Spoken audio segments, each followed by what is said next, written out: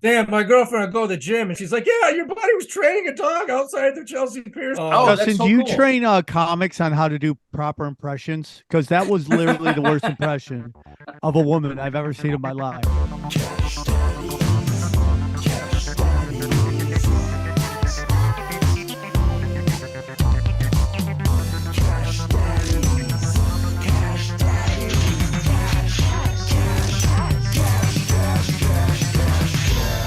Cash Daddies is for entertainment purposes only. You'd be an idiot to listen to anything these degenerates say. Invest at your own risk, do research, but seriously don't listen to these ass clowns. Now enjoy Cash Daddies. Welcome to Cash Daddies. We're banking fatties. How are you guys? How is everything? Joining me as always, live from WeWorks, Jay Nice, Juicy Johnny, Johnny Woodard. A lot of work goes down in WeWork, buddy. A lot of hard work going on. Dude, that guy never stops grinding in the back. That future- guy has to be employee of the month. All for of future's sure. failed startups are happening right here in WeWork. Get ready. Okay, and joining us in front of the China, how we do we bump, bump, bump, bump, bump. You want to see me break some of this China? I think I made Let me you. think. No. It's been one of those weeks, baby. We're breathing. We're alive. Real quick, can we get into some shit real quick? Do you guys mind? I love shit, dude. Let's go. do it. Let's get into some stuff real quick if you don't mind. I watched Air last night about Nike and signing Jordan. Did anyone watch that? I saw it. Yes. I've heard it's great. I want to see it. Johnny, your thoughts? I enjoyed it. I thought it was enjoyable because it had a lot of North Carolina content. And, Do I'm a you sucker. feel like it was one of the greatest Sports movies? ever? I don't know if it is. Is it a sports movie? Is what I would wonder. It's more of a business movie that happens to be in the sports industry, I would say. But Well, yeah, thing it's is- fantastic. I really enjoyed it. Yeah, If you loved it so much, why don't you marry it? because you can't marry a film. Sam, doesn't really make sense. I'm gonna go So ahead and I say that. enjoyed the movie. I did not. I do not see it as one of the greatest sports films of all time. No, I'm just going to be honest with you. What's your just, favorite? Hoosiers? You like Hoosiers? Hoosiers is exceptional. Most Okay. overrated piece of shit. I'm the only. All my friends like Hoosiers was the great. I'm like, it's the most bullshit. Hoosiers was amazing. Okay. I like Bull Durham. I think Bull Durham's up there. I love I Yeah. like Bull Durham. Yeah. I like Bull Durham. For sure. I thought was amazing. Slapshot's my favorite of all time. And then, I mean, there's a lot of great movies out there, bro. I mean, I'm going to be honest with you. There's a lot of great Does Raging movies. Bull count as a sports movie? Because I think that's 100%. Is pool a sport? Because if pool is a sport, then I got to put like The Color of Money. I like that movie. Yeah. So I 100% believe all of that. But here's my problem with this Rocky movie. 4, please. Here's my problem with this movie. I just felt like, I felt like those guys weren't acting. They were just playing themselves.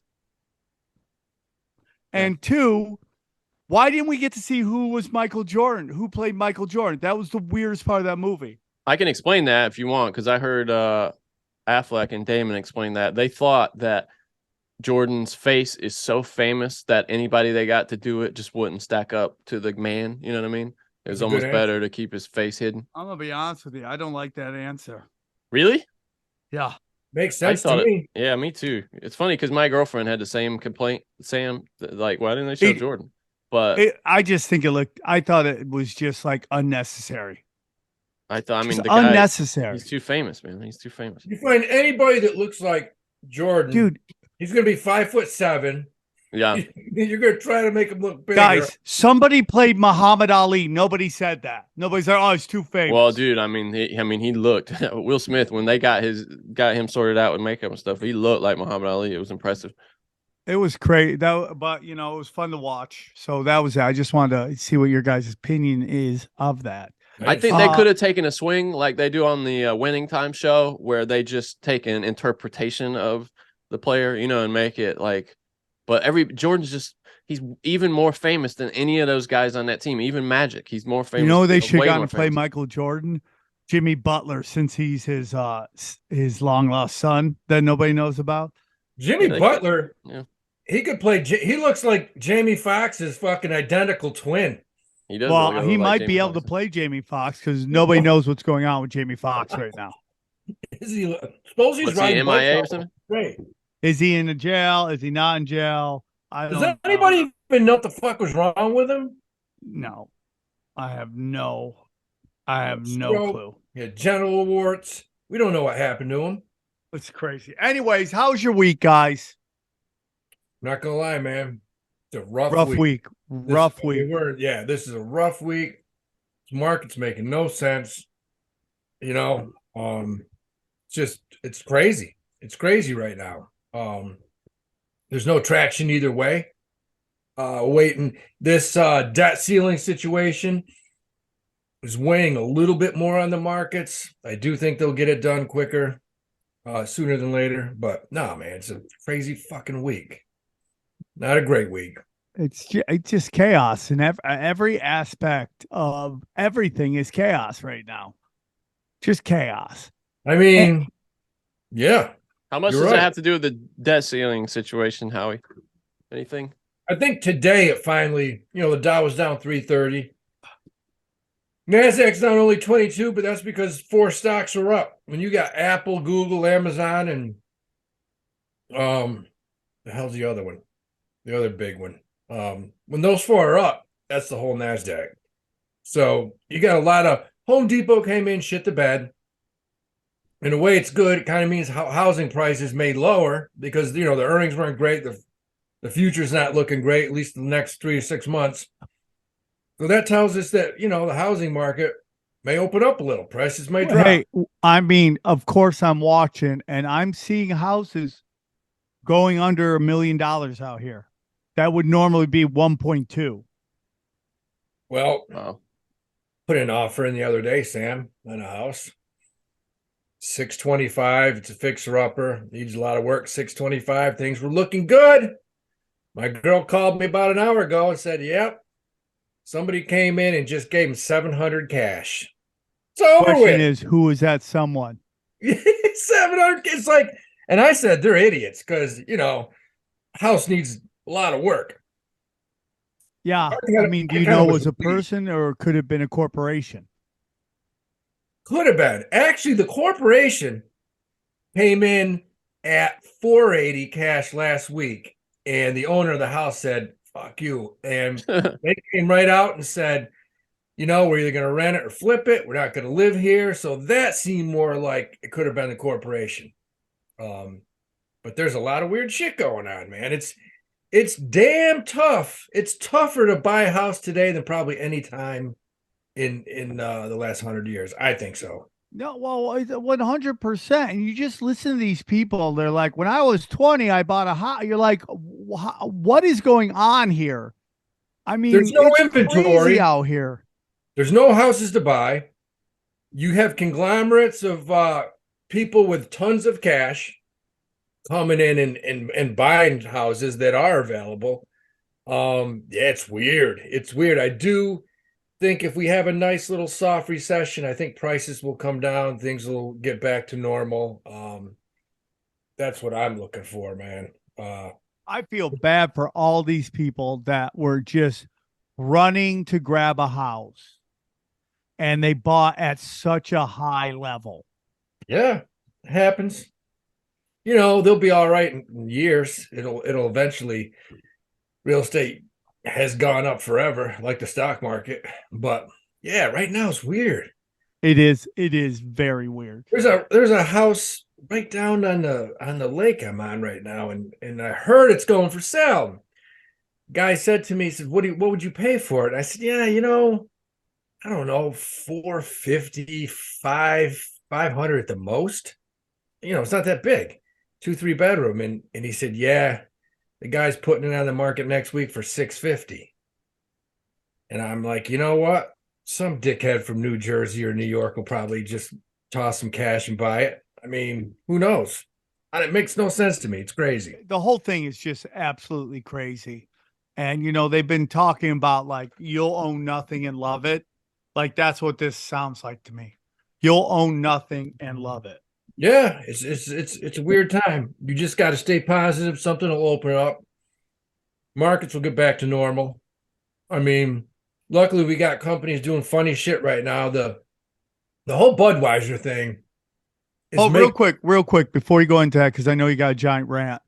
There are videos right now on YouTube saying that BlackRock is in deep trouble because of all these houses they bought, and it's not looking good. What are your thoughts?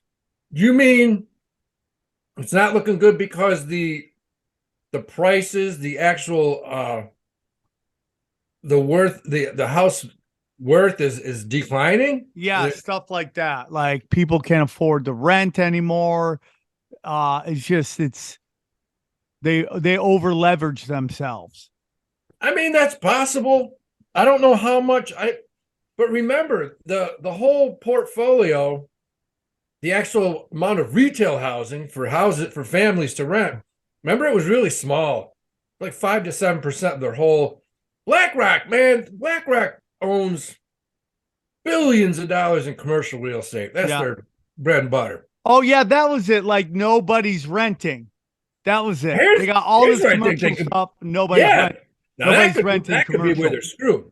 Yeah, that's it. Because if they own a bunch of high rises in Manhattan, and those high rises are 18 to 20% occupied, because who the hell's going to work anymore?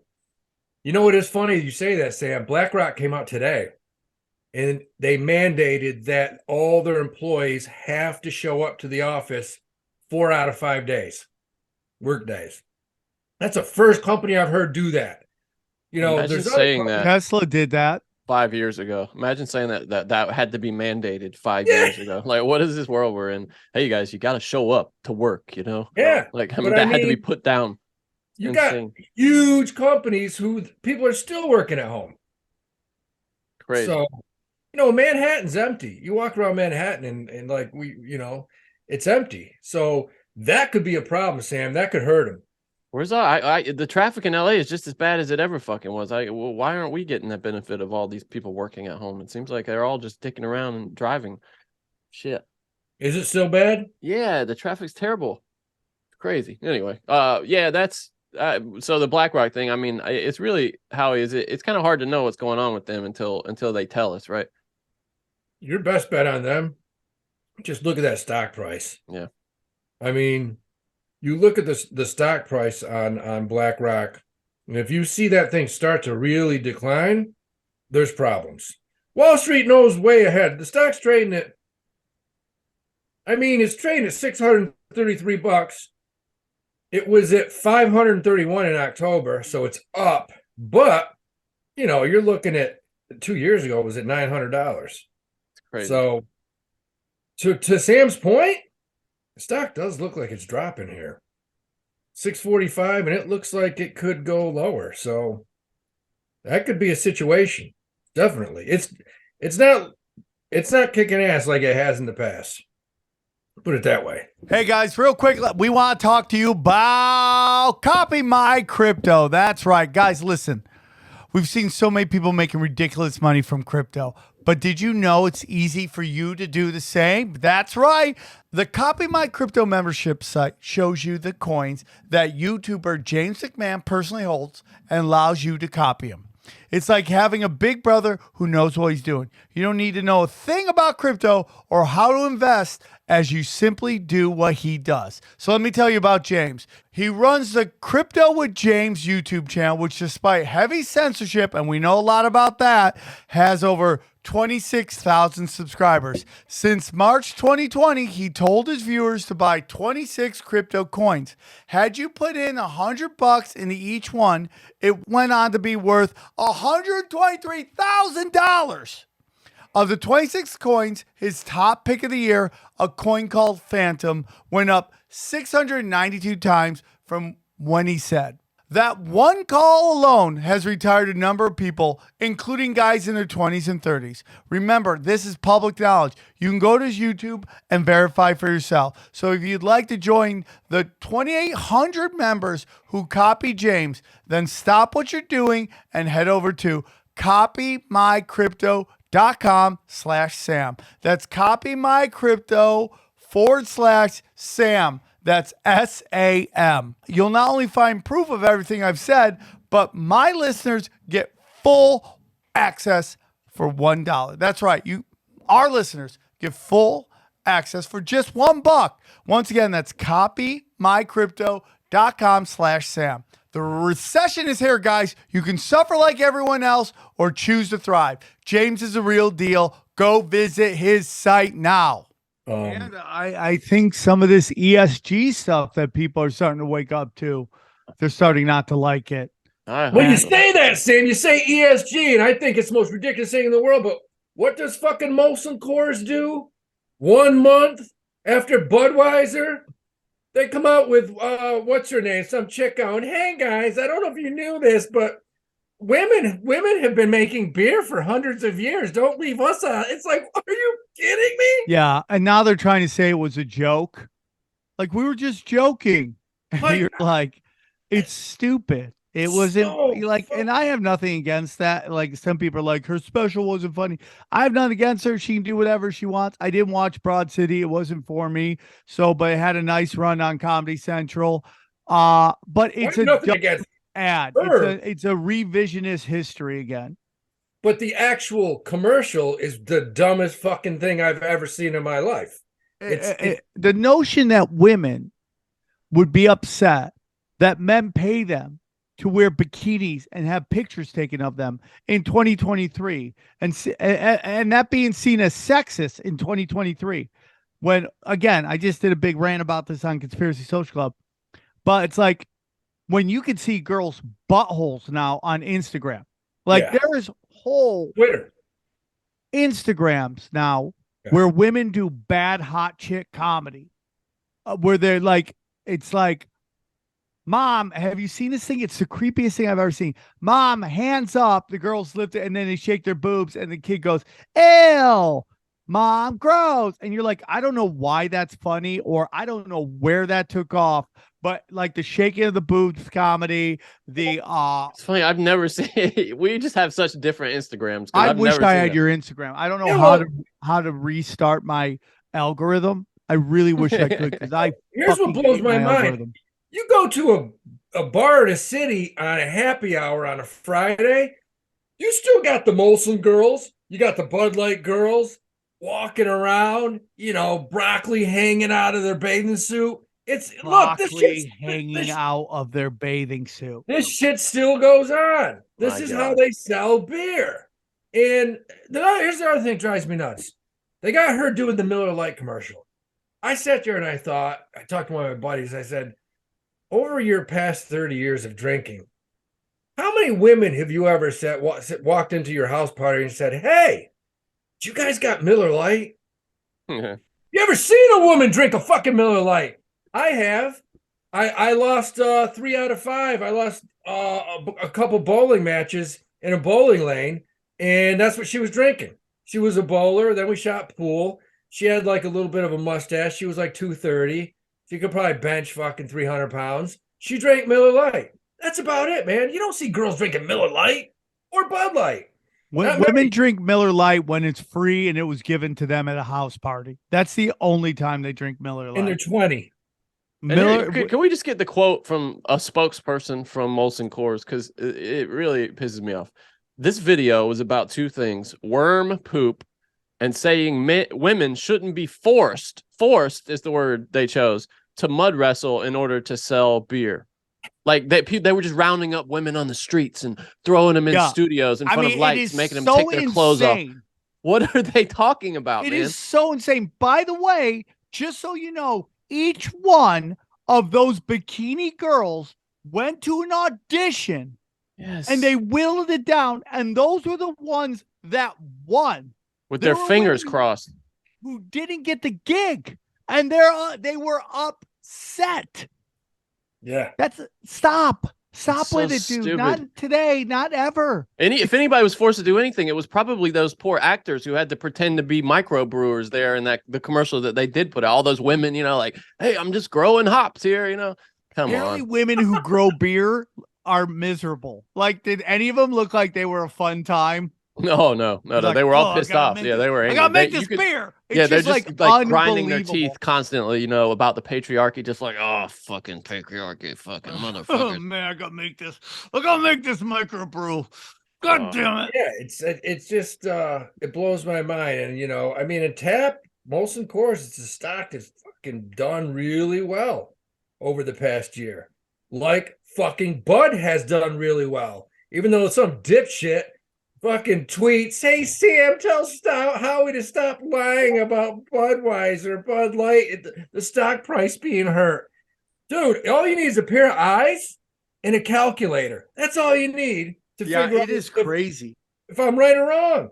Because Bud, BUD, which is the stock, there's no stock called Bud Light. That's what I've seen articles in papers like Bud Light stocks taking a hit. There's no such thing. It doesn't exist. It's a foreign fucking company in Belgium that owns Budweiser. Nothing American about it.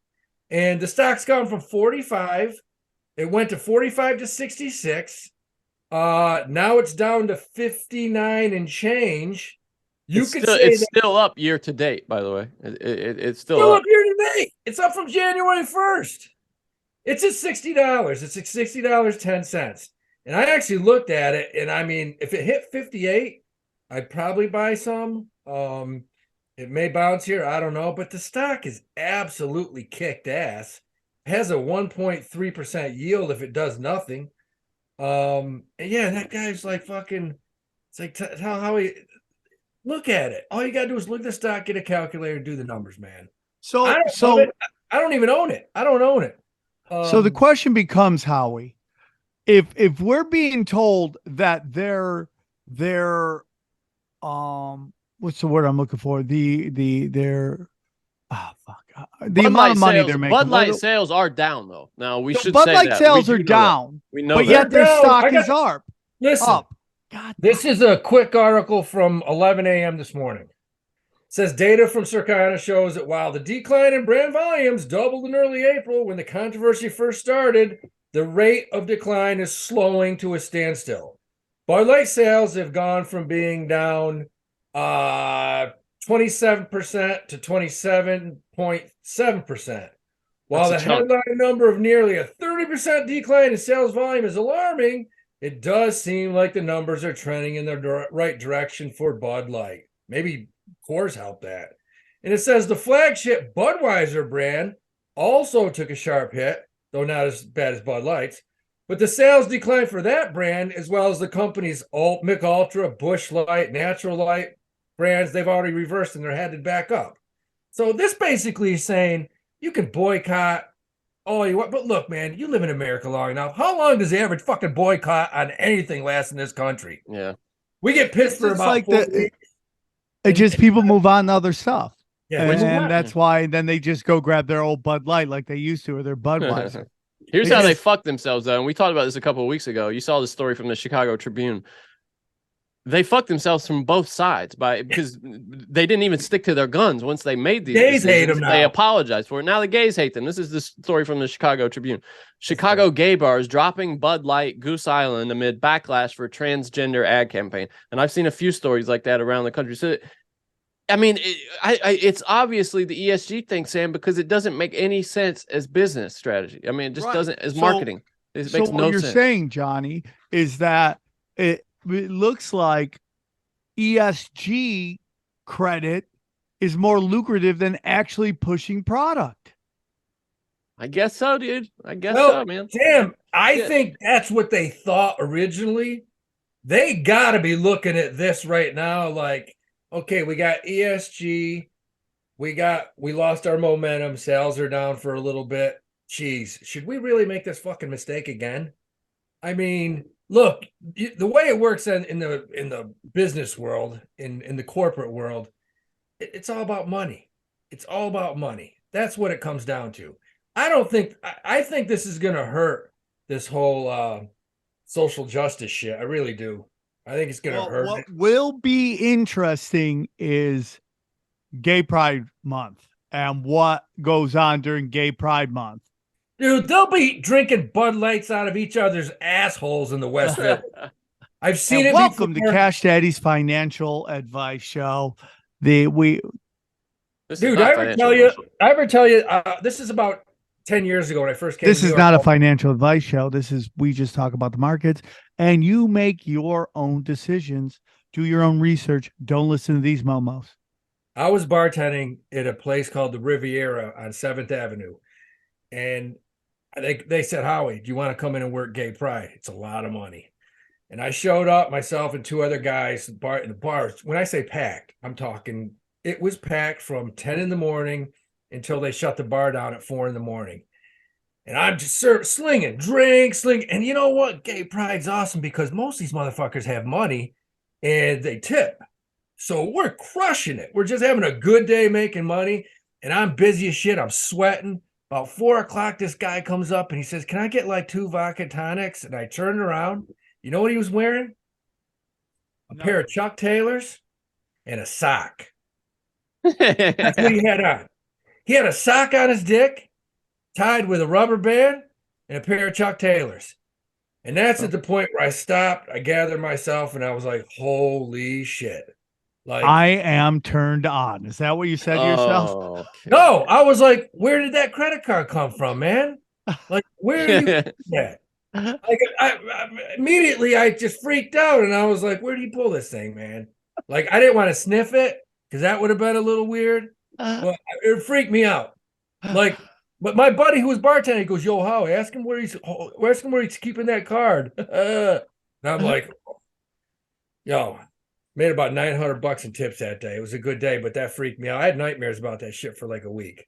You know, somebody with no clothes on gives you a credit card. That's your first thought. Where did he pull that? Yeah. All right. So, Fair enough. also in the news, new CEO for Twitter. Any thoughts on that, guys? Because I just had a tweet for me go viral. 5,000 likes. I've never had anything. Very few tweets I've ever done have gotten. I think I've had one go 10,000 likes. What was that What'd tweet, you say? Sam? Tell us about it. Which one? The What one was that the just tweet went that went 5? viral? Yeah, the one that just went viral. I was just talking about all the conspiracies that come true, and then the I fact saw that. Yeah, I saw that that. nobody, but yet we're wrong about election rigging. You gotcha.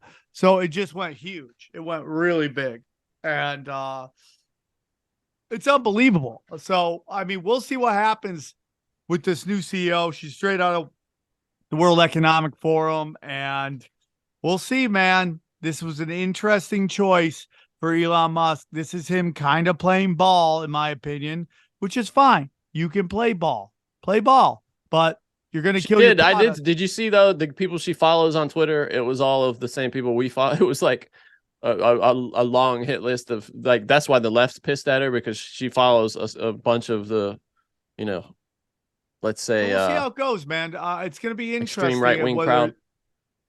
Sorry to cut you off, guys. I've been doing that a lot lately, so I owe you an apology. It's Zoom, dude. It's impossible to time it. It's all good. I've been doing it in person. You can say whatever you want about Elon.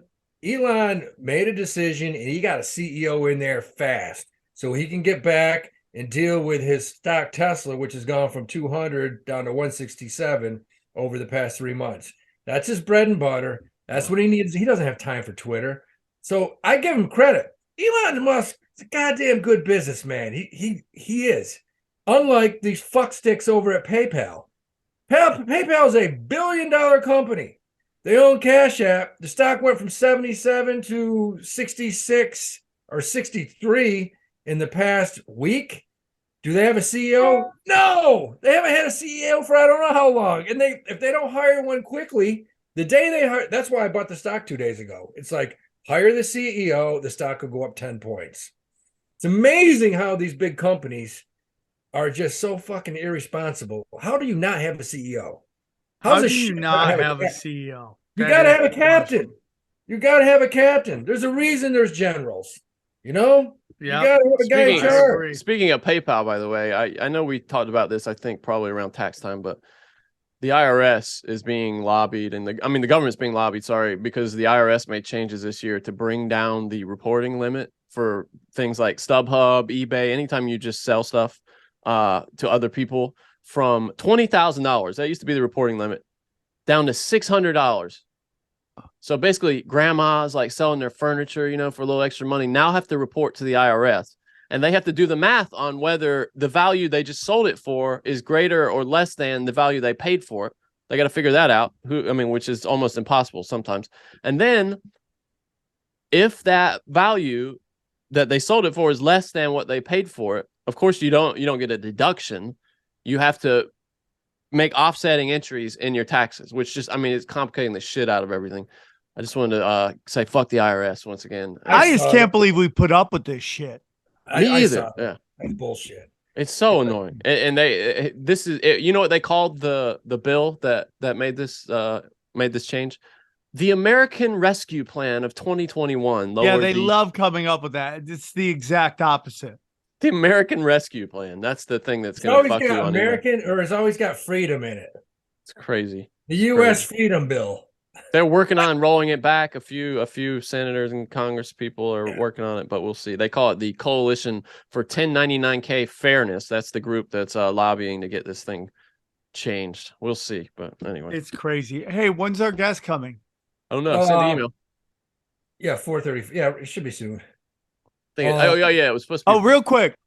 I'm going to listen, dude. I'm in Mississippi at Jackson, Mississippi. I'm at a black club. My buddy booked me in a black club. Please come and see me. I'm going to be at Jackson, Mississippi, and I'm going to be in Baton Rouge. That's a cool town, dude. Jackson. It's nice. I've been there a few times. I'm very excited. Yeah, it's got a college. Here. Is that where Mississippi State is? No, Jackson State, I believe. They love Mississippi State down there, though. Who doesn't? They're addicts. They all love Ole Miss and Mississippi State. Yeah, it was an interesting Go place. to samtripoli.com for all of your ticketing needs. That's the real South, Jackson. Baton Rouge is wild too. Baton Rouge. The football stadium takes up 90% of the city. It does. It holds like 290,000 people. It's fucking. I drove by it one time. It's like there's clouds below it. The thing's huge. That's all they give a shit down there. Google had their big I/O event this week, and they're taking their swing at AI now. That was all they talked about, other than their hardware reveals, was how they're moving into AI. They're integrating it into Gmail so that you can tell there's going to be a little button at the bottom of the Gmail thing, and you can say, hey, can you help me craft an email? And one of the examples they use where you ask for a refund from American Airlines, and then so basically, and then I heard now we got robots talking to robots. Well, that's exactly right. The CEO of Google was on a podcast, and I listened to the interview, and he was talking about how it's probably going to end up, and he hopes it doesn't, but that it's going to be AI talking to AI. And basically, the AI is going to know the key words to say to trigger the other AI to give you a refund, ideally, for the consumer anyway. But isn't that wild? This future we're headed toward. No, they're meeting in Congress every single day. But it's like anything else. I correlate it to the pollution problem in this world. Let's say we pass all kinds of laws and we restrict AI in the future. We don't want the robots taking over. Do you think they're fucking doing that shit in China? Oh, Hell no.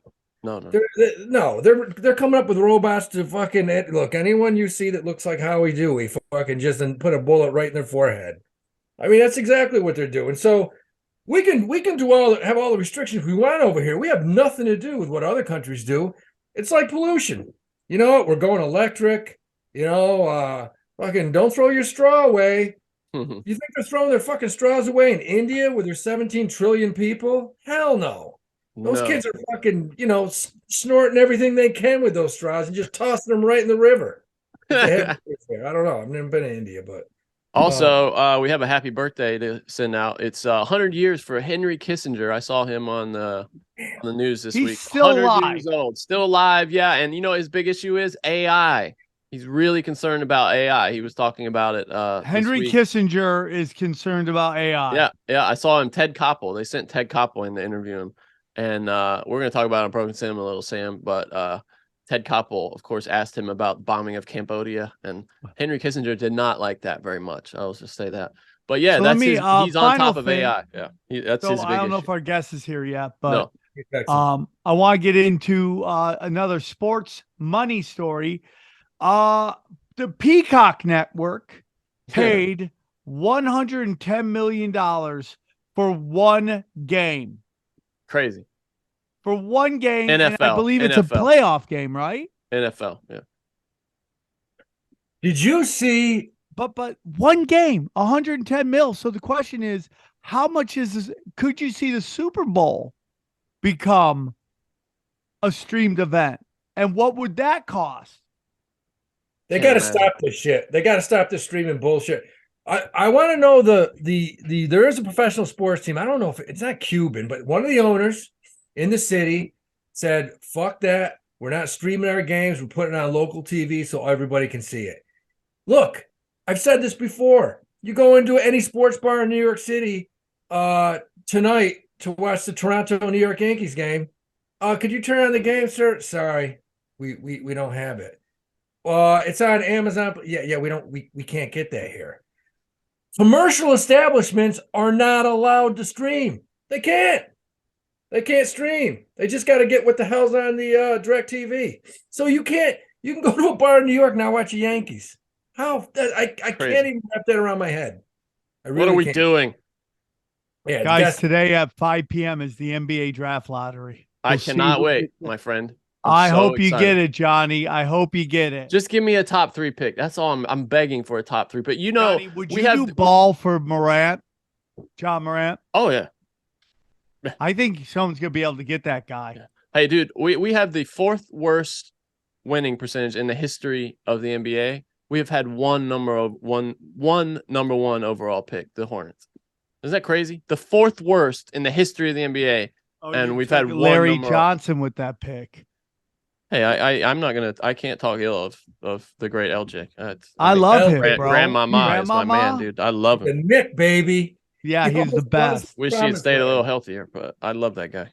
All What right. do you think? What do you think about them handling Ja like this? The NBA. I mean, you can say what you want. It's immature to be flinging a gun around a car and everything. But is it against the law? I don't know.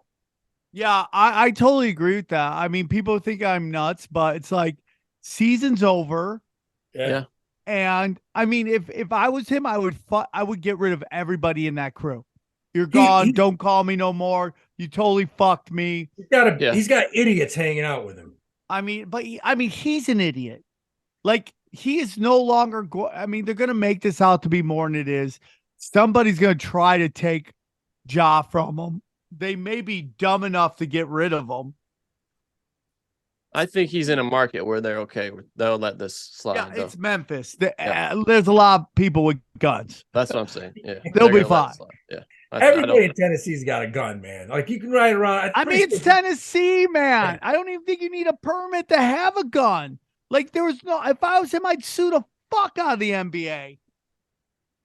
Yeah, I mean, all those states. We have to go to Alabama in what, 2 weeks, 3 weeks or something, and I'm a little worried about Alabama, man. I mean, backwoods Alabama, there's some shit there that you just haven't seen. Dude, you live in New York. There's nothing in Alabama that's scarier than what you see in New York now. Yeah, you don't even need a permit for concealed carry in Tennessee. Yeah. What are we talking about? You just walk into a McDonald's and I'll have that. Give me that. Yeah. So I don't know what the basis is. He's out of season. Yeah. I mean, everyone's just losing their mind. Oh my God, can you believe it? You're listening to these guys on NBA radio. Oh God. It's like, dude, who cares? Makes you wonder how much it's just those idiots though on NBA radio, right? And not regular people. I mean, do you know any regular people who are like, oh, nobody come on, going, oh my God, the world. Why in this day and age is this guy doing this to himself? It's ruined my faith in democracy. Oh my God. 21 years old, 22. You're going to do some dumb shit. Yeah. Good point, Howie. They are young. We forget about it. They're young millionaires. I mean, come on. I was just thinking about, Miley Guest Cyrus. is here, by the way, fellas. Guest just joined us. Okay. I was thinking about, I got to grab a coffee real quick. We're going to bring in our guest and we're going to have a great interview with Justin Silver. Bam. All right, guys, very excited to have this guy on, man. I always love gigging with him. Whenever I do any Legion of Skank stuff, he's always there, crushing it. Good-looking guy. He's got a great podcast called Himbos with my boy Josh Myers. Please welcome Justin Silver. How are you, buddy? What's up, boys? Good to be here with y'all. Thank you for having me. Life, buddy. You're such a good guy. It's always a pleasure to see you. I appreciate you, Sam. No problem, buddy. I do. I always love seeing you because whenever I see you, it means we're in the middle of some fun stuff. So tell us a little bit about your podcast and where our listeners can find you. So Josh and I both do the bonfire a ton, and it just kind of came up as a joke, like Jay and Dan just being like, oh, Justin and Josh are such himbos. So they called us up and they're like on air. They're like, new idea for a podcast hosted by Justin Silver and Josh Myers, the Himbos podcast. We were like, dude, fuck you. And I was like, none of us take ourselves too seriously. So I was like, dude, this is like legit shit that like we're both into, like fitness shit, mental health, like well-being, the kind of stuff that like everybody does, but maybe isn't so vocal about. Cause like in comedy, it's just like, it's not, it's cool to just be like a schlub and a piece of shit, but no, like none of us are really like that. Like none of us are really like, you know what I mean? So we started doing like go on, sorry, buddy. No, you go. I just feel like the Himbos podcast, if we had to go, who has the best looking podcast groupies, Himbos could probably be in the lead. I mean, because you guys work out, you're confident, you bleach your assholes. You guys are doing it, dude. I shave my toes. I shave my toes. Women appreciate that, dude. Women appreciate that. I occasionally like to get a Brazilian done, get my beehole shaved down, dude. I get it. Yeah, you can show that on camera. We have a Patreon. I wish. Sam, you're Armenian. You got to do that shit like twice a day. Yeah, that guy gets the weed whacker going. Yeah. So Justin, you're a successful comic. You're on the road. You're crushing it. You got a great podcast. But word on the street, and the streets are talking. You also have a business where you train dogs. Can you tell us a little bit about that and where our listeners again can find that? So I'll give you the first stuff, obviously, like all the comedies that I am Justin Silver, and then like the Himbos podcast. There's YouTube, you can listen to it anywhere. There's a social media podcast, Himbos podcast on all social media platforms. But I've had everything, like I've written best-selling books on dog training. I've had primetime TV shows on CBS. I've trained dogs for like 25 years. From here to like Hong Kong. I've had TV shows in other countries for it. And that's like, those two things have always paralleled each other. And it's kind of cool that like, I think the reason I got my TV shows was because they like, not only do they need somebody that's like competent with dogs, they also need someone that can like carry a primetime show. And then like, and then I have Funny for Fido, which is like the charity I have. So we do these big stand-up comedy events and all the money goes to the rescue shelters, and everybody's done it. Like Seinfeld's done it. Jim Gaffigan does it. Attell does it. Schumer, like everybody's done that show, which is like an awesome thing. We bring all like the rescue dogs on stage and like all the money just goes to the shelter. So I've just always had like a green thumb with dogs. Animals just always, all animals just make sense to me. You know what I mean? And like just all the things that really good dog trainers don't go to school for it. It's just kind of a natural thing. Just like, athletes, of course, have trainers, but you have to have just like a prowess and an athletic ability, or like same with any art form. It's just an art form. So, do you like cats? What? Do you like cats? Yeah, I love all animals. I'm good with snakes. But what if you witnessed a dog with snakes? I'm good with all animals. Just make sense to me, dude. They've always just made sense to me. Yeah, well, I got to go over to Serge Chacon's apartment 2 weeks ago, and he's got the pythons. I haven't been right since. Since I've had nightmares. He's got 11 different snakes in his living room. Yeah, I'm not big on fucking snakes, like wild animals that are like in captivity. Maybe he knows better than I do. I like domestic animals, like in domestic places. You like cats. Your expertise is dogs. I mean, that's what you're the dog whisperer. But if you witnessed a dog eat a cat right in front of you, would you just be like, what happens? That doesn't really happen, but yeah, that doesn't really happen. I've seen it happen. You watch too many cartoons. No, when I was a kid, right down the road, this white dog just went over and snapped a kitten up and snapped it, and I'm not going to say what happened to that dog a few weeks later, but it did happen in front of a lot of people. The owner watched it, and I was like, "Damn, so some dogs just flip like that." Yeah, I don't know if they flip like that. Like they're in my like dogs need a vocabulary. They need people do this stupid shit. This is what drives me crazy. And I think the reason that I've been successful is because I'm like a big mouth and I'm vocal. And I'll walk down the street and like you live it. Listen, dogs are trained the worst in New York City because you have people like anthropomorphizing them to like the just to the nines, and like we're in crowded spaces, and people like they get this animal and they place him in this human-based world, and they're like, how come he's doing this? And I'm like, what's their vocabulary? And they're like, and then once you hear the I'm like, here we go. Right? I'm like, they're taking in information because it's the same as kids. Like you're training them either directly or inadvertently through your behaviors always. Right? So if I give a plate of pasta to a kid and I never teach him how to use like a fork and a spoon, when there's fucking spaghetti all over the walls and his eyes are poked out, I'm like, how come he didn't just know how to eat properly? I'm like, you have to show them how to do this. How pissed you get when you're walking down the street and you just see just a bad behaved dog, just like barking, trying to fucking snap at people. That's sort of that would be 50% of them. But like, I have like my big pit bulls and like my little dogs too. They all walk off leash, and like, if I say left, they'll go to the left side of me or the right. So that I teach clients how to like walk between the raindrops. You know what I'm saying? So like, that's what we call it. We're like, we'll teach you how to navigate around this minefield of people who just don't give a shit, so that you're not one of those people. And so like, there's people I'm generous with because you could tell they just don't know any better.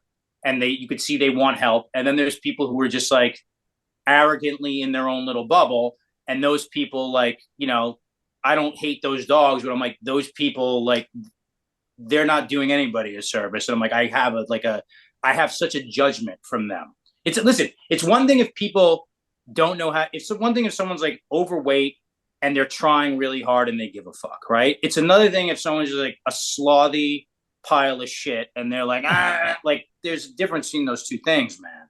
So, yeah, no, I agree. So, exactly. So this shit is a financial podcast in the sense that we want to help our listeners learn how to grow their own business, take control of their finances. And it sounds like you have a wonderful business going. What were the first steps you took to kind of form this business that you have right now? What was step one for you? So here was the deal. Like I've always worked for myself. I had like a supportive mother who was very artistic, and I was never going to function well in like a scholastic environment or a 9-to-5 job. That was never going to be in the cards for me. So I was like, as a kid, I would like draw portraits to make money. Like I would even draw people's dogs. Like I was a really good artist. And then from there, I was a chubby kid who like couldn't run a straight line. And then I got really into fitness. And I was like, I'm going to become a personal trainer. And then within like, that bit, you're working in a gym environment, right? But you're still like an independent contractor within there, because like they have to pick you, it's like a bunch of fucking hookers lined up at the bunny ranch. Like you're sitting there with your tits out. You're like, they got to pick you. So it's like, you're running around talking to people and selling them. And like, even though like what you're saying is genuine and there's like honest value to it, there's still like a salesmanship to it, which all of us do well because we're all like public auditors. So that was really easy for me, because it's like, what's like, if someone's hiring a personal trainer at like a regular gym, the difference between this one or that one is like, you're going to get, like, if you work hard, you're going to get the benefits, period. Right. So they're buying your personality. Because I kind of got fed up with like dealing with people and like a lot of their like complaining, I was just like, you know what? I started walking dogs in my neighborhood, and all the best people I know who do this. And like, listen, there's like, everyone's going to know Cesar Millan because he had the TV show, but like that, like the people that are like expert at this are like the levels above that are so high. You know what I mean? So, although I will say, Cesar Millan has one of the best stories. The guy, I mean, came over from, they called him Dog Boy in Mexico, and all the kids made fun of him because he grew up just like hanging out with dogs. He was dirt poor, and he had to get ferried across by these coyotes, almost died crossing into Mexico with nothing. And now he's got an empire. This guy, if you're interested in like bootstrap up from your bootstrap stories, check out Cesar Millan. The guy's got an amazing story. It's crazy.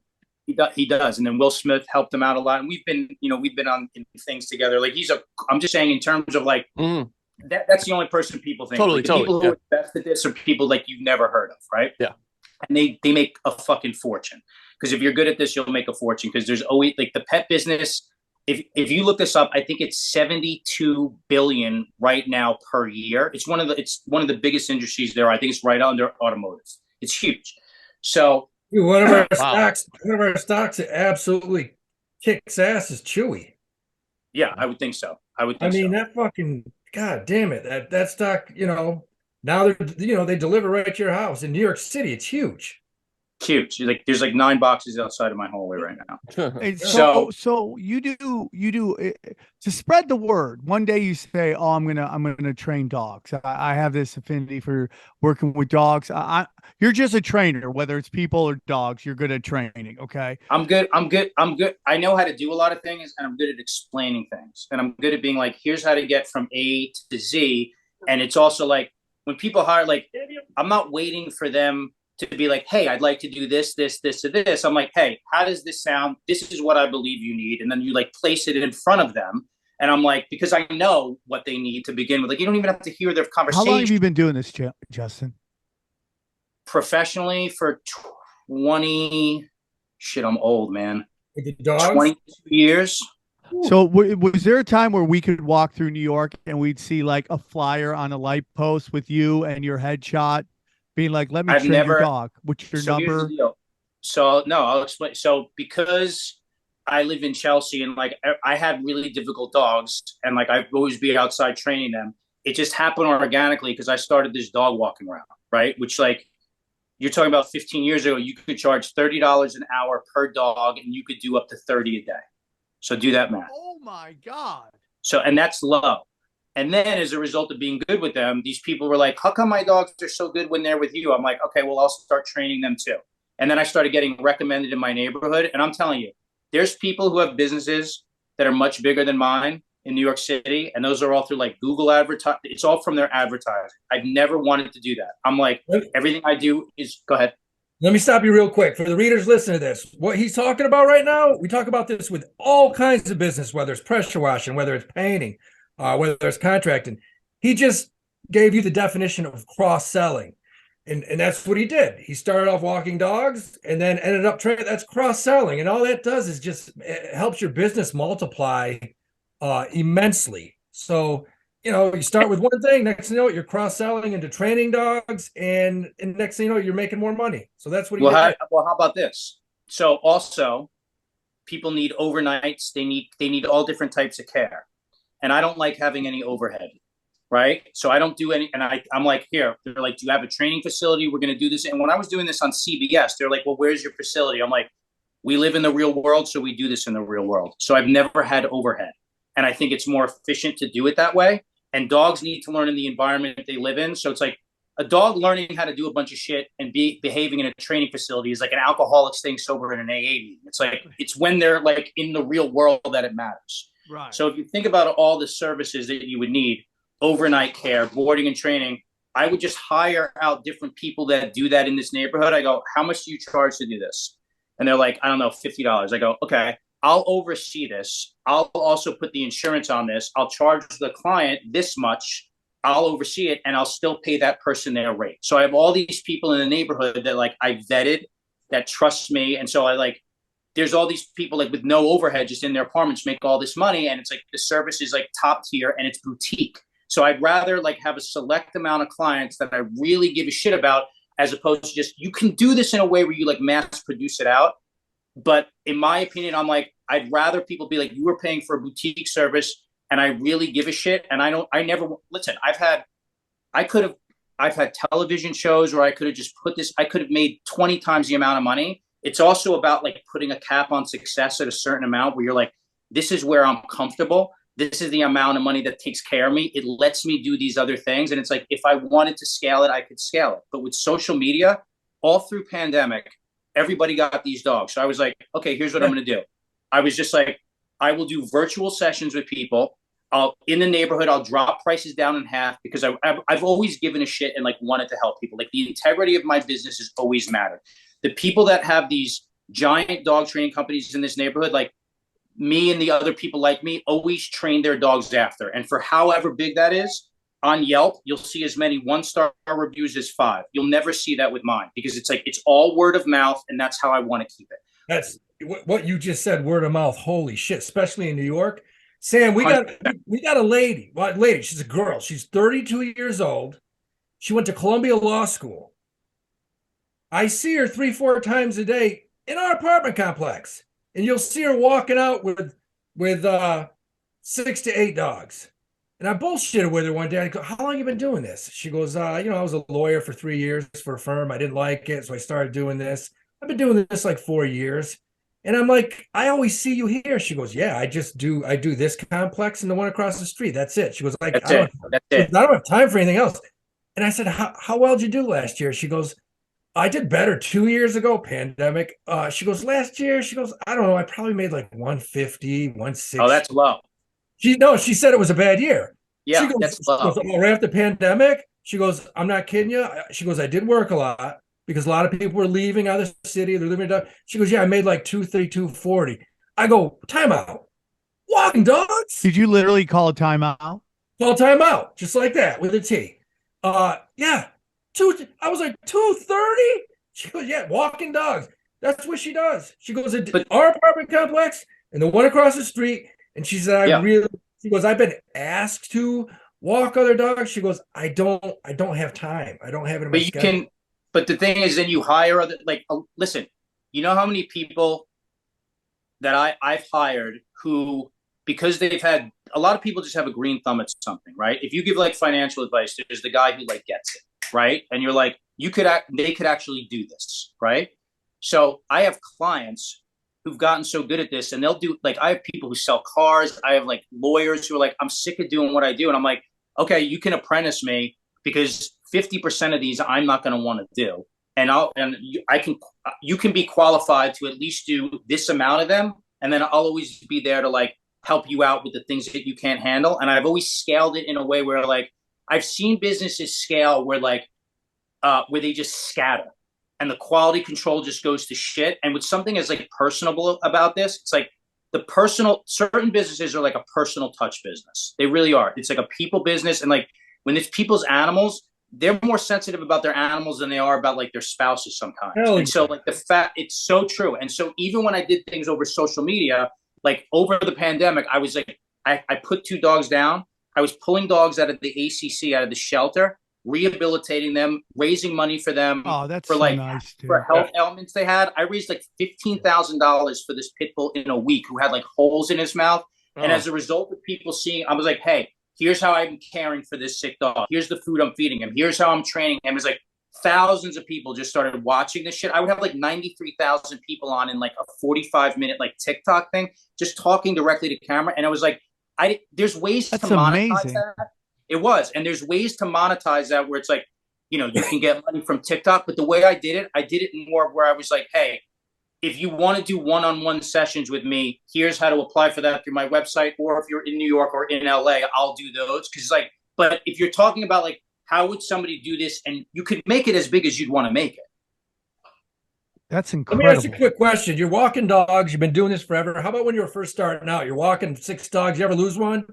One just No. Reason I'm saying that is because last week, the dude was coming down Barrel Street on a bicycle, screaming, "White dog, white dog!" He lost one. We see that all the time. We invented this, like I went to this company that makes the straps that people hang from like the telephone poles from, those clips. And I go, "Could you make this at 1 inch thick and make this buckle the size of a normal belt buckle for me?" And they were like, "Yeah." And then we would get carabiners, and like, so all the dogs would be on leashes, but they're clipped to the walker. So I'm like, and like we use the collars that I use that dogs can't slip out of. And I'm like, here's the safety protocols because dogs are always 3 feet away from traffic in New York City. But I haven't walked dogs in like, 15 years at this point. It's like, I've just, we have people that do that, which is great. And they're all people that like, I could name every single client that we have. How many clients do you think you have? Currently in training? Yeah. Here. Hang on. Talk here. Yeah. So okay.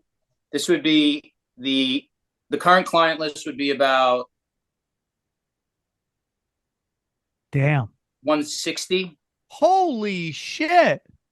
That's including like online, like virtual and shit Yeah, like it's that. amazing, dude. Damn, my girlfriend will go to the gym and she'll come back. She's like, "Yeah, your buddy was training a dog outside the Chelsea Piers Oh, today." she see it? Oh, she goes, oh, she see, yeah, I do a lot of shit. I do a lot of shit by the pier because it's like an open Yeah, space. she always sees you there. Oh, that's Justin, so do you cool. train comics on how to do proper impressions? Because that was literally the worst impression of a woman I've ever seen in my life. That was the worst. Justin, let me ask you this: What's you're walking dogs, you train dogs over the years. What's the worst shit you've ever seen a dog take? Mine. Like you gotta have one. You gotta have one Buddy. situation where you bring a dog back, you bring him into the apartment, and the dog just Buddy, fucking forget explodes. no, mine. I had like Your when they're dog? like when they're sick and when dogs pass something. You know what passing means? When they're passing something through their system, they shit blood.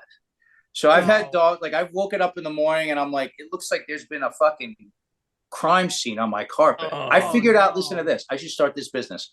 I figured out a way where if dogs like I've had to do this so many times where if dogs like shit all over the rug, I figured out a system on how to do it yourself with like water and towels. I swear to God.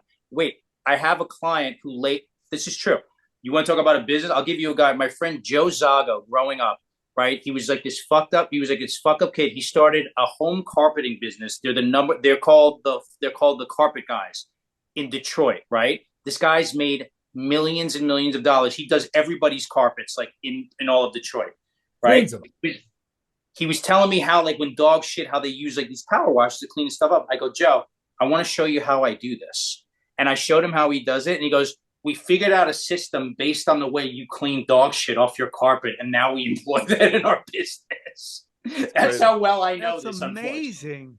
Dude, I'll give you that guy. You should interview him, dude. That guy's he's like on those signs where it's like, the carpet got those cheesy sides of the Yeah, we'll do 3 rooms for $39, and that 4th room is going to be about $4,000. But yeah, but dude, if you have a business that you give a shit about and you're passionate about, and there's like a skill set, if there's a skill set, you can talk about that thing all day.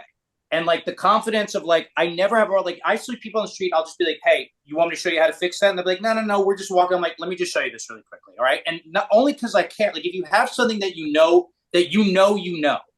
like people will, they'll turn it over to you and they'll like surrender to the fact they're like, they'll let you help them. Because if you actually give a shit about something and you're passionate about something, and you come at them with the idea that like you're giving them information. And I've never done this. I love that. Like, let me do this to try to sell this person. But I know I'm like, if I'm like low on clients, all I have to do is this. I go outside with Brutus, that big pit bull you saw.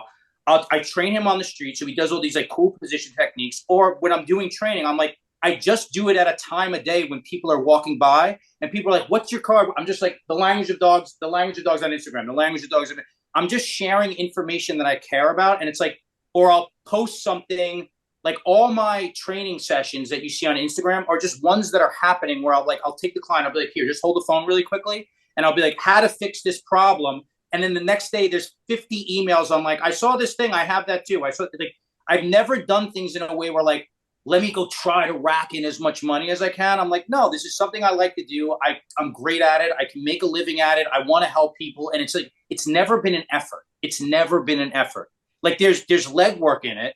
You know, there's the heavy lifting of actually doing something. Just like when we're doing comedy, there's the fucking travel. There's like, you're physically putting shit out, but you're not like, this was really hard and emotionally painful. You love doing it. Yeah. So let me ask you something. I'm blessed. I do very well at podcasting. I love podcasting. I'm super indie. I like doing the road. I'm much older than you. I'm 50, right? So Sam, yeah, you're 3 years older than me. You're 52? I'm 47. Yeah, I'm 50. So I'm a couple years older than you, so we're the that. same thing. But go fuck yourself, Sam. I was fishing. Do you look great, buddy? You look like you're in your 30s. Seriously. Seriously. You could probably still bring young 20. Those days are done for me. Unless they have mental illness. It's done for me, right? But my point is this. Do you find that because you have this income coming in, that the desire to go on the road has been affected at all? Or do No. you find yourself wanting to go even harder on the road? So the curse and blessing of my life is that I got so successful at this. Like acting and performing has always been what I've done. And the fact that I've been able to do like train dogs on TV and I've done like every morning show in the country is all from like the ability to communicate. It's the same thing that all of us do, right? And when my dog business has gotten really successful and I was like known as like the dog guy, I started to resent it because I was like, it's taking away from this other thing that I really love to do. And if I wanted to, it's like I was talking to Schultz about this, like, because I trained his dogs in the pandemic. And he's like, why are you not putting out like YouTube videos like this stuff? And I'm like, here's why. And I started doing it. And they were he was like, these are some of the best produced like videos I've seen like this done. And I'm like, you could, to be really great at more than one thing is difficult. Yes. And we all can't be Jamie Foxx. You cannot. And like Jamie Foxx isn't even like there's things that he's better at than other things, right? And I was like, you know, if I was going to do this like whole hog, I wouldn't live in New York City where it's like weather's I'd go do this in LA where it's the best place to do it in the country probably, right? And I was like, but when I did that, like after I had my TV shows and I was just like, you know, world famous for this, I missed this other thing that I did. And so the balance of those two things has been really hard for me on like a personal level.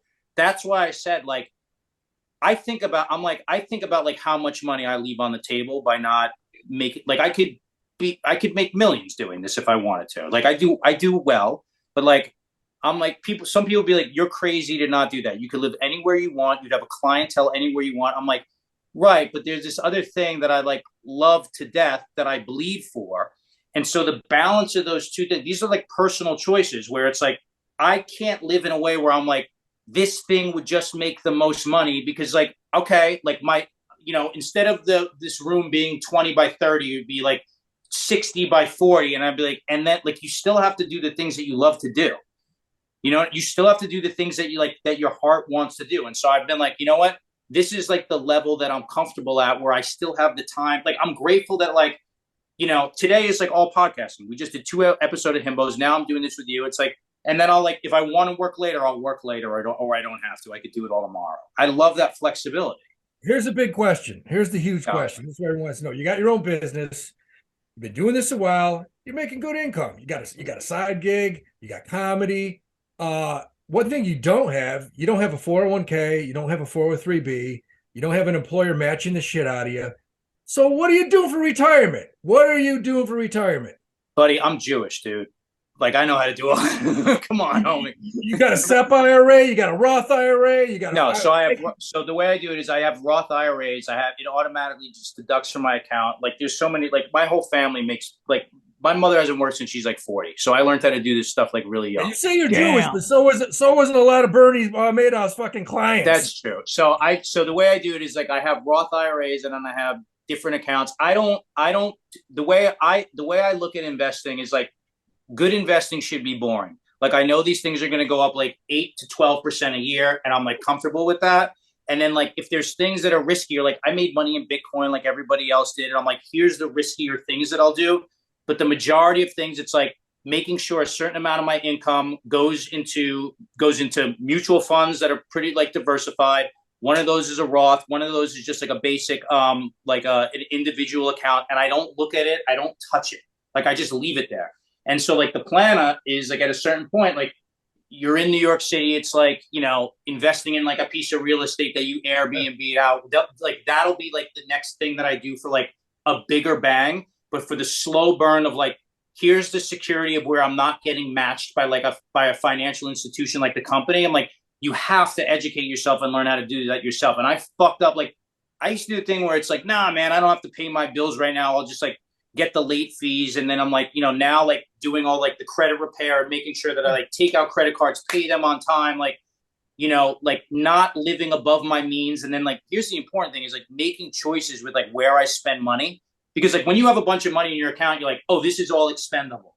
And then it's like, I'm like, what's more important? Like the little thing that I want right now or like the big thing that I'm fishing for. And so I've made it like, if I make like a chunk of cash, right? like, let's say it's like, me and Jay, I just did like Jay's theaters, right? And so he handed me a bunch of cash, like Big Jay, and I was just like, oh, I can go buy this, or this, or I'll like Max out your Roth. yeah, or you can do the thing where you're like, wait, here's this thing that I really like. This is going toward that house I want upstate, and I'm like, it feels better to not like get that dopamine hit of like the immediate like shopping spree than it does to be like, wait a second, there's this bigger awesome thing in the future, and then you like I've like tricked my brain into like feeling good about saving while not living like a scutch. Right. I mean, yeah. I mean, you don't live in the cheapest area in the world. It costs about 6 times more to buy a burger there than Oklahoma. But if you max out your Roth, and I mean, you have your own business, if you have money on the side and you start a SEP IRA, those are things that in 20, 25 years, you're going to have hundreds of thousands of dollars in there, and it's going to be easy. The Roth is weird because it's like that $6,000 cap is just like too. So I have like different IRA. I have a SEP. I have the Roth, and then it's like the individual. Like I have all these like different accounts, and then I just make sure like you have to balance. Like there's all these little benefits to each thing. But the SEP is beautiful for you because I don't know, you can put 30,000 plus in a SEP. And basically that's deducted from your salary. I mean, you have a big year, you make 100, you make 200,000, you max out all your shit, you actually only made 140, 130. So put you in a little lower tax bracket, helps, I didn't know, hang on a second. I didn't know the SEP works the same as a Roth. I know I have one. I think I forgot this. Here's the difference. Please. When you take that money out of your Roth, you're not going to pay a penny of tax on it. When you max out, say, a SEP, let's say you put 32,000 last year into a SEP IRA, you can invest in anything you want: mutual funds, stocks, ETFs, anything. Sure. But the thing is this: that money you put into your SEP, that's deducted from your salary, not a write-off. It's deducted from your salary. If you made $200,000 last year and you put 30,000 to a SEP, your accountant's going to tell you, no, we're going to start at 170. You only made 170. So that's why it helps taxes. You don't get to do that with a Roth, because it's already pre-tax. Is it best to have both? Pardon me? Is it best to have both? Yeah, absolutely. Yeah, right? Because you're gonna max it. If you max that Roth out, and all of a sudden you have like a big weekend or a big month, and you got a chunk of change, you can put that into a SEP IRA. Here's the other great thing: you're talking about buying a house. First-time buyers, if you need much, let's say you need a little bit more money for a down payment than you thought, you can use that money in your SEP or your Roth. There's no penalty on it. Right. There's no penalty on certain things, right? Like there's a 10% penalty once you take out. First-time home buyer, no penalty. No penalty. You can use your money in your Roth, your SEP. If you had to use it down, but no penalty. You can put the money back into your Roth. You don't get hit with that 10% fee, that 10% penalty. That's the good thing about it. That's cool. Yeah, absolutely. But no, you seem like you got most of that shit together. That's good. I'm learning it, and I'm learning it, and like it's so easy to think like short-sighted.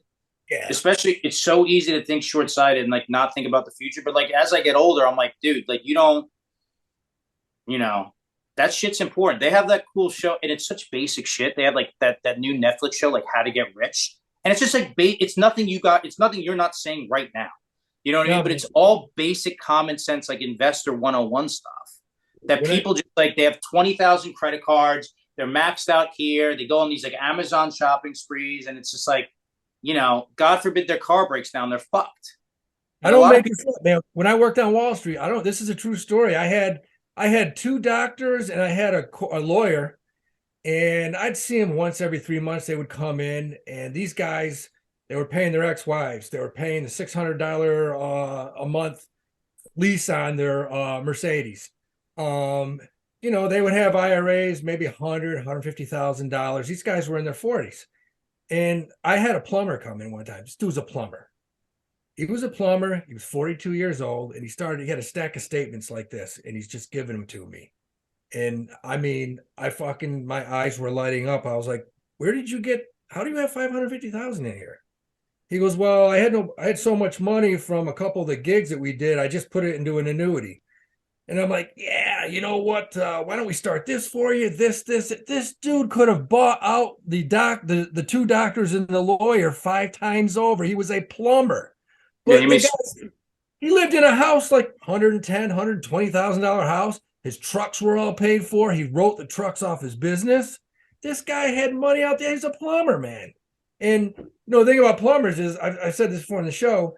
I said, how do you make so much money? He goes, I have weeks where I make good money and weeks I don't. He goes, but if it's Thanksgiving and I'm sitting around my table with my family and the phone rings and somebody wealthy neighborhood, their shitter exploded and the pipes busted and they're like, any way you could come over and do this now during Thanksgiving? I'd say, you know what? Absolutely, I'll do it. But when I show up, I want to check for 10 grand. And I'll probably have to charge you $200 an hour after that. I was like, are you shit? He goes, I've never had anyone say no. Buddy, I just had to I've always been so generous with people that I was like, everybody said like, Justin, you have to raise prices. You have to raise prices. And the thing is, like, in my business, like, I think it's absurd how long people take to fix things that, like, for me just feel easy. Like, aggression cases to me are so goddamn easy. And on my hourly, instead of doing it by hour, I was like, I always spend more time with these people because I'm like, we're working until I see what I want to see, which doesn't mean that I can do it. It means you walk away from here being like, holy shit, that I learned something. And like, I know what I'm doing until I see you the next week. And I realized I was like, I'm giving away like what another trainer like that would charge the same rate would take 10 times longer to do. And I was like, that's like, at a certain point, like, you really have to value what you're doing, man. And a lot of people have trouble like asking for the money. And I'm not talking about like being greedy. I'm talking about like asking for what you deserve. That's been a lesson for me. That's like, because it's like you're working with animals, especially if they're rescue animals. You want to help them, like you love these, but at the same time, it's like, where I was like, well, wait a second, I do good things with good things. Like a lot of like, I put money into my own charity. You know what I mean? I don't take a salary from it. And it's like, I was like, wait, my intentions are good where it's like, I'm like, I deserve to make this much more. Like I deserve to live comfortably and be like in good mental health because you stress out when you're not financially okay, dude. Nothing has like caused me more stress over the years than like times where like finances have been tight. Nothing. Yeah. I agree. I agree. Justin, you came, you saw, you dropped the hammer of the gods, man. We appreciate it. And, just when I didn't think I could love you more, I find more amazing things about you. And it's always a pleasure to talk to you. And you're so funny and you're doing great things. So one more time, where can they find you? For all the comedy stuff, it's at I Am Justin Silver on all social media platforms. Himbo's podcast, me and Josh Adam Myers. And then if you're into the dog stuff, it's The Language of Dogs everywhere. Website, social media, YouTube, all that stuff. He truly is the Jamie Foxx of Jews, everybody. He is multi-talented. Fucking superstar. We appreciate you coming on, guys. There, Justin. We appreciate it. And we'll talk to you soon. Thank you so much. All right. Take care, fellas. Thank you. We just can't quit Justin. So a great interview. Great guy. Couldn't be happier for him. He's crushing it. Thanks for doing the show, Justin Silver. Okay, let's get into it. Howie, pick of the week. All right. So last week, my pick of the week, BABA Alibaba. It was trading around 81. It closed today at 88. Hopefully you guys bought some of Baba because I think it's still going to go higher. Pick of the week. Guys, I'm sticking with oil right now. I like Oxy. O-X-Y. Not the Oxy you chew or snort. The actual petroleum company that Warren Buffett owns. It's trading at 58.21. Looks like it's bottoming out right here. I love oil and energy right now. I think it's still got room to go. I think this thing goes up to 70. It's at 58. Buy the shit out of OXY. It's a good company, man. All right, guys. Now we're going to go over to the exclusive Cash Daddies Patreon. We'll see you over there. Guys, go to samtripoli.com for all of your ticketing needs. Hopefully somebody in Mississippi hears this and buys a ticket to my show. I will talk to you guys soon. Take care, everybody. Bye.